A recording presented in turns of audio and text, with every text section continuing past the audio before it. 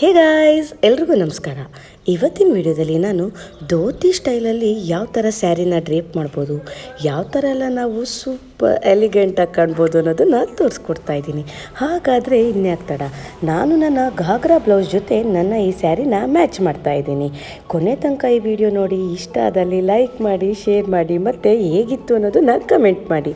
ಈ ಥರ fashion hacks ನಿಮಗೆ ಇನ್ನೂ ಬೇಕಾದಲ್ಲಿ ನನ್ನ ಚಾನಲ್ನ ಸಬ್ಸ್ಕ್ರೈಬ್ ಮಾಡೋದನ್ನ ಮರಿಬೇಡಿ. Thank you.